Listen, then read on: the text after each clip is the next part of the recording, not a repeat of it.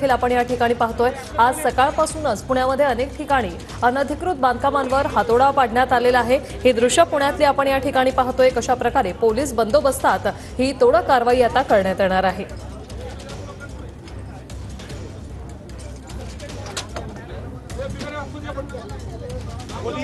कोणताही अनुचित प्रकार घडू नये यासाठी पोलिसांचा देखील मोठ्या प्रमाणात या ठिकाणी बंदोबस्त आहे।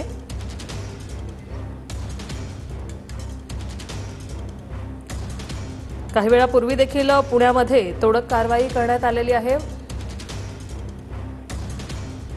पुण्यातील L3 बारवर ही कारवाई करण्यात आलेली आहे। याच L3 बारमध्ये अल्पवयीन मुलं जी आहेत ती ड्रग्स सेवन करतानाचा एक व्हिडिओ जो आहे तो व्हायरल झाला होता। त्यानंतर या L3 बारवर मोठ्या प्रमाणात तोडफोड देखील करण्यात आली होती। कालच दगडफेकीची देखील घटना घडण्यात आली होती आणि आता पुण्यातील या अनधिकृत पबवर तोडक कारवाई होते। योगेश बोरसे आमचे प्रतिनिधी आपल्या सोबत जोडले गेलेले आहेत। योगेश, आपण पाहतोय पुण्यातील या L3 अनधिकृत पबवर कारवाई होते, काय सांगाल?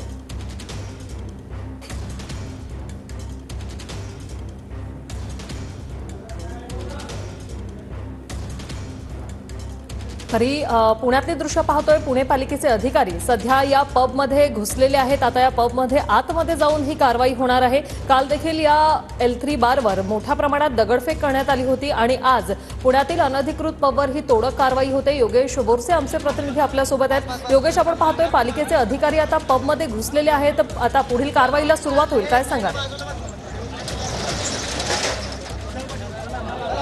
वृषाली, ज्या पबमध्ये L3 पब आहे फर्ग्युसन कॉलेज रोडवरील, या पबच्या आतमध्ये आता पुणे महानगरपालिकेचे कर्मचारी त्यासोबतच पुणे पोलीस सुद्धा आतमध्ये गेलेले आहेत। खरं तर 2 दिवसांपूर्वी हा पब एक्साईज विभागाकडून सील करण्यात आला होता, मात्र आता त्यानंतर हा पब आता सील तोडण्यात आलेला आहे आणि आता या पबच्या आतमध्ये पुणे महानगरपालिकेचे अतिक्रमण विभागाचे अधिकारी त्यासोबतच पुणे पोलीस हे आतमध्ये गेलेले आहेत। या पबची या बारची आता पाहणी केली जाणार आणि त्यानंतर नेमकी कारवाई कुठे करायची या संदर्भातला निर्णय हा पुणे महानगरपालिकेचे अधिकारी कर्मचारी घेणार आहेत। आणि आपण पाहू शकतो हे सर्व पुणे महानगरपालिकेचे कर्मचारी या ठिकाणी दाखल झालेले आहेत। काही वेळापूर्वीच कल्चरल बारवरती पुणे महानगरपालिकेच्या अतिक्रमण विभागाकडून कारवाई करण्यात आली होती आणि त्यानंतर आता ज्या बारमध्ये ही पार्टी झाली होती 2 दिवसांपूर्वी त्याच बारवरती आता कारवाई केली जाणार आहे। या बारमधील नेमकं अनधिकृत भाग कुठला आहे त्याची पाहणी केली जाणार आणि त्यानंतर कुठल्या भागावरती कारवाई केली जाणार त्या संदर्भातला निर्णय हा पुणे महानगरपालिकेचे कर्मचारी घेतील आणि त्यानंतर या कारवाईला थेट सुरुवात केली जाणार आहे। कारण ज्या पद्धतीने एकूणच मुख्यमंत्री एकनाथ शिंदे यांनी काल ज्या पद्धतीने आदेश दिले होते की अनधिकृत पब बारवरती बुलडोझर फिरवला जाईल आणि त्यानंतर थेट पुणे महानगरपालिकेने कारवाईला सुरुवात केलेली आहे। शहरातल्या ठिकठिकाणी जे काही अनधिकृत बार पब आहेत त्यांच्यावरती हातोडा फिरवण्याचं काम आता महानगरपालिकेच्या अतिक्रमण विभागाकडून केलं जात आहे आणि आता L3 जो काही बार आहे ज्या बारमध्ये ही पार्टी झाली ज्यानंतर हे संपूर्ण प्रकरण राज्यभरात गेलं, ज्यावरनं टीका होताना पाहायला मिळाली होती। विरोधकांनी या संपूर्ण प्रकरणी आवाज उचलला होता, आंदोलनं झाली होती आणि त्यानंतर आता पोलीस प्रशासनाकडून सुद्धा कारवाई केली जात आहे। एकूणच या संपूर्ण प्रकरणामध्ये आतापर्यंत 8 जणांना पोलिसांनी अटक केलेली आहे तर 4 पोलिसांचं निलंबन सुद्धा झालेलं आहे। मात्र आता या सगळ्या प्रकरणात जे अनधिकृत बार पब आहेत शहरातले त्यांच्यावरती कारवाई नेमकी कधी होईल हा प्रश्न आता राजकीय पक्षांकडून विचारला जात होता, राजकीय नेत्यांकडून विचारला जात होता आणि त्यानंतर मुख्यमंत्री सुद्धा ॲक्शन मोडवरती येत या L3 बारवरती आता कारवाई होताना आपल्याला पाहायला मिळते। हे सर्व जे कर्मचारी आहेत ते सील तोडून आतमध्ये गेलेले आहेत। आतमध्ये या सगळ्या पूर्ण बारची पाहणी केली जाईल, त्यानंतर खाली आल्यानंतर नेमकी कारवाई कुठे करायची या संदर्भातला निर्णय घेतला जाईल आणि या बारमध्ये सुद्धा अनधिकृत खरं तर बांधकाम करण्यात आलेलं आहे अशी माहिती ही पुणे महानगरपालिकेच्या अतिक्रमण विभागाला मिळालेली आहे आणि त्यानंतर या कारवाईची आता खरं तर केली जाणार आहे। काही आपण विचारणार आहोत काय काय नेमकं काय कारवाई आता काय कारवाई केली जाऊ शकते? काही महानगरपालिकेचे लोक आत गेलेत, एक्साईज आणि सील करून कॉर्पोरेशनच्या लोकांनी आत तोडून सीलवर गेलेले आहेत। पण त्यांनी काय कारवाई केली आम्हाला माहिती पाहिजे ना, नक्की तोडफोड काय केली. काय कारवाई होऊ शकते? सर कारवाई आता आतमध्ये आम्हाला पण माहित नाही. बोगस पण आम्हाला फसवायचं षडयंत्र रचलेलं आहे. हे रोनाल्डो डिसूजा म्हणून जो आहे त्यांनी आम्हाला फसवायचं षडयंत्र केलेलं आहे. का फसवलं असं वाटतं तुम्हाला? सर 2017 साली आम्ही त्याला भाड्याने दिलं होतं. 2017 आम्ही भाड्याने दिलं होतं. 2 वर्षानंतर त्यांनी आमचं भाडं दिलं नाही. त्याच्यावरती आमची 138 ही केस त्याच्यावरती दाखल आहे की त्यांनी आमचे 25 लाखाचे आरोप होतोय ड्रग्स या ठिकाणी विकलं जातं, तरुणांना ड्रग्स दिलं जातं, अशा पद्धतीचा आरोप होतो. आणि जे व्हिडिओ बाहेर आलेले त्या व्हिडिओमध्ये स्पष्ट दिसते. सर स्पष्ट जरी दिसला त्याच्यामध्ये, पण आम्ही जागा मालक आहे. आमच्या ह्याच्यामध्ये ॲग्रीमेंटमध्ये लिहिलेलं आहे आम्हाला जरी हॉटेलच्या आतमध्ये यायचं असेल तरी आम्हाला त्यांना प्रायर नोटीस द्यायला लागते. आणि सगळ्यात मेन म्हणजे फॉरेन्सिक डिपार्टमेंटनी परवा तिथं सॅम्पल कलेक्ट केलेलं आहे. हे टेम्परिंग ऑफ एव्हिडन्सेस आहे. ती जागा सदर जागा ही सील झालेली आहे. मी त्यांचा ॲडव्होकेट आहे. सदर जागेतनं फॉरेन्सिक डिपार्टमेंटनी सॅम्पलचे नमुने घेतलेले आहेत. उद्या जर ती जागा इथली तोडफोड झाली त्याची तर एव्हिडन्सेस म्हणून ते एक प्रकारे पुराव्यांची छेडछाड केल्याचा प्रकार आहे. दुसरी गोष्ट या संदर्भात यांना कोणतीच नोटीस मिळालेली नाहीये. केवळ राजकीय दबावापोटी ही कारवाई चालू आहे. सदर कारवाई करण्याचा महानगरपालिकेचा अधिकार आहे. परंतु जर पण या ठिकाणी ड्रग्स पार्टी झाली होती असा आरोप केला जातो. पोलिसांचा तपास होतोय. या सगळ्या प्रकरणामध्ये 8 जणांना ताब्यात घेतलं जातंय. 4 पोलिसांचं. मग ही कारवाई कसं तुम्ही बघताय? अर्थातच या ठिकाणी पार्टी झालेली आहे का तर पार्टी झालेली आहे. मालकांनी ही जागा ओनरला भाडेकऱ्यांना भाड्याने दिलेली आहे. परंतु सदर व्हिडिओमधून जे काही त्यांना सीसीटीव्ही फुटेजच्या आधारे जी कारवाई झाली आहे, ते बाथरूम वगैरे जर डिमॉलिश झालं तर उद्या कोर्टात सिद्ध कसं करणार की ते हॉटेल हेच होतं म्हणून? व्हिडिओ सुद्धा काही पुढे आलेले आहेत. ज्या काही पद्धतीने या ठिकाणी पार्टी झाली, रात्री उशिरापर्यंत पार्टी सुरू. आम्ही जागा मालकीकडचे, आमचं काम आहे. आम्ही 7 वाजता त्या दिवशी आलतो. त्यांना स्ट्रिक्टली बोलत आहे तुम्ही जागा काय सुरू ठेवू नका. तरी तिने आमचं ऐकलं नाही. रात्री 12 नंतर शांतपणा केला पार्टी ऑर्गनायझरनी आणि पार्टी मागून बॅक गेटी सुरू ठेवली होती. त्यात आमचा काही संबंध नाही. तुम्ही आता जी कारवाई होते तुम्हाला काय म्हणणार? राजकीय दबावपोटी कारवाई होते? असू शकते, पण आता आमचा काही रोल नाहीये. नाही माझ्या वडिलांनी म्हणजे ते आता अरेस्ट झालेत संतोष विठ्ठलराव कामटे, त्यांचा याच्यात काही संबंध नाहीये. पहिली गोष्ट तर कारण की ऑर्गनाइजमध्ये आमचं काय मॅनेजमेंट नाहीये. मॅनेजमेंट आमचा काही रोल नाहीये. आमचे तर काही संबंधच नाही या विषयामध्ये आता तरी. आता तुम्ही काय या सगळ्या कारवाई संदर्भात काय कोर्टात जाणार आहात किंवा काय नेमकं तुमचं पुढचं नेमकं पाऊल काय? आता पोलीस आणि हे लोक बघतात या मॅटरकडे. आता 5 दिवसाची कस्टडी तर दिलेली आहे. बघू आता काय होतं पुढे. आपण पाहू शकतो या ठिकाणी मोठा बंदोबस्त सुद्धा तैनात करण्यात आलेला आहे. मी आपल्याला दाखवू शकतो की या ठिकाणी नेमकं सील हे जे लॉक आहे या ठिकाणी सील करण्यात आलं होतं. जे राज्य उत्पादन शुल्क विभागाने 2 दिवसांपूर्वी ही हॉटेल ह्या बार सील केला होता. ज्यावेळी हे पार्टी या ठिकाणी झाल्याचं निदर्शनास आलं त्यानंतर सील केलं.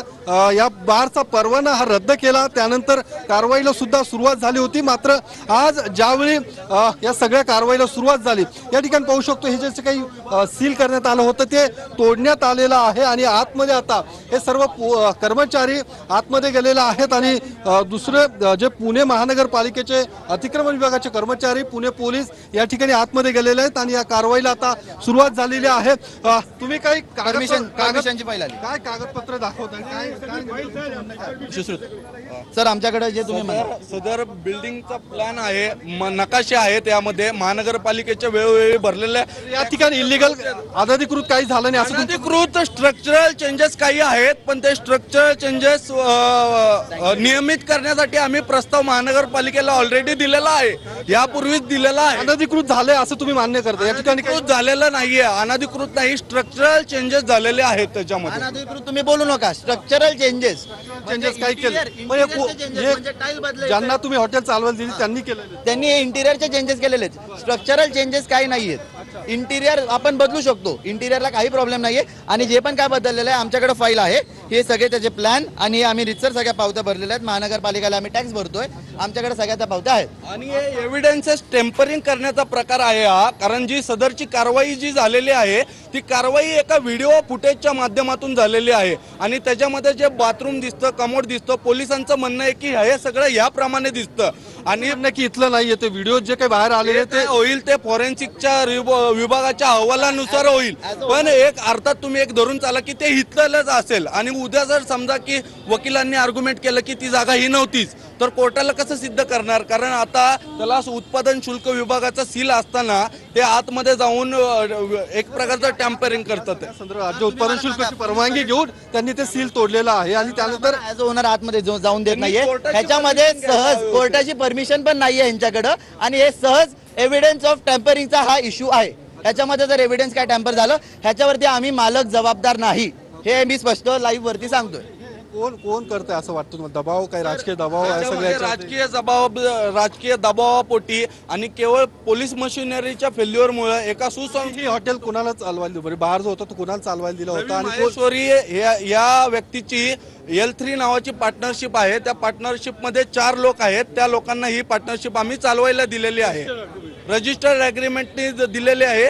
त्याचा जवळपास 1 लाख रुपये स्टॅम्प ड्युटी आम्ही भरलेली आहे. बरं, हे सगळे मालक आहेत, या जागेचे मालक आहेत, त्यासोबत त्यांचे वकील सुद्धा या ठिकाणी पोहोचलेले आहेत. आपण पाहू शकतो हा L3 बार आहे ज्या ठिकाणी ही पार्टी झाली होती. त्यानंतर त्याचे व्हिडिओज जे आहे ते बाहेर आले होते आणि त्यानंतर पुणे पोलिसांकडून ही कारवाई सुरू करण्यात आली होती. राज्य उत्पादन शुल्क विभागाकडून जी कारवाई सुरू करण्यात आली होती आणि त्यानंतर साधारणतः 8 जणांना म्हणजे या जो बार ज्यांना चालवायला दिलेला आहे त्या सगळ्या मालकांना, त्यासोबत या ठिकाणी काम करणाऱ्या कर्मचाऱ्यांना सुद्धा पोलिसांनी ताब्यात घेतलेलं आहे. त्यांना कोर्टात सुद्धा हजर करण्यात आलं होतं. त्यानंतर पोलीस कोठडी त्या सगळ्या 8ही जणांना देण्यात आली होती. त्यासोबतच या सगळ्या कामामध्ये हलगर्जीपणा दाखवणाऱ्या 4 पोलीस कर्मचाऱ्यांचं, एका पोलीस निरीक्षकांचं, दुसरे सहाय्यक पोलीस निरीक्षक, त्यासोबत 2 बीट मार्शल यांचं निलंबन करण्यात आलं होतं. त्यानंतर आता या तोडकामाला सुरुवात करण्यात आलेली आहे. ज्या ठिकाणी अनधिकृत बार पब असतील त्या ठिकाणी ही कारवाई सुरू केली जाईल अशा पद्धतीने महानगरपालिकेकडून स्पष्ट करण्यात आलं होतं. आणि आता L3 बारमध्ये नेमकं अनधिकृत बांधकाम काय आहे या संदर्भातली तपासणी करून त्या ठिकाणी सुद्धा थोड्याच वेळात कारवाईला सुरुवात केली जाईल. वृषाली. नक्कीच योगेश, आणि आपण पाहतो पुण्यातल्या L3 बारवर ही कारवाई करण्यात आलेली आहे. पालिकेचे अधिकारी सुद्धा सील तोडून आत या ठिकाणी घुसलेले आहेत. मुख्यमंत्र्यांच्या आदेशानंतर आता पुण्यामध्ये अनधिकृत बार आणि पबवर बुलडोझर फिरवले जात आहे. मुख्यमंत्री एकनाथ शिंदे यांनी कालच अनधिकृत पब आणि बारवर कारवाई करण्याचे आदेश दिले होते आणि त्यानंतर आज सकाळपासूनच पालिका आणि पोलीस इथे ऍक्शन मोडमध्ये आलेले आहेत. पुण्यामधील L3 बारवर पालिकेची कारवाई करण्यात आली आहे. अनधिकृत बार आणि पबवर पालिकेनं अक्षरशः बुलडोझर फिरवलाय. पुणे पोलीस देखील घटनास्थळी या ठिकाणी दाखल आहेत. L3 बार हा सील करण्यात आलेला होता. सील तोडून या ठिकाणी आता पालिकेचे अधिकारी शिरलेले आहेत. पुन्हा एकदा थेट जाऊयात आमचे प्रतिनिधी योगेश बोरसे यांच्याकडे. योगेश, L3 बारवर ही कारवाई करण्यात आली. पुण्यामधल्या आणखी कुठल्या अनधिकृत बारवर आणि पबवर कारवाई करण्यात आली आहे? पालिकेचे अधिकारी आणि पोलीस आता ऍक्शन मोडवर. निश्चितच ज्या पद्धतीने काल मुख्यमंत्री एकनाथ शिंदे यांनी स्पष्ट केलं की अशा पद्धतीने जे अनधिकृत बार असतील, पब असतील त्यांच्यावरती कारवाई केली जाईल आणि त्यानंतर पुणे महानगरपालिकेचं अतिक्रमण विभाग आता ॲक्शन मोडवरती आलेला आहे.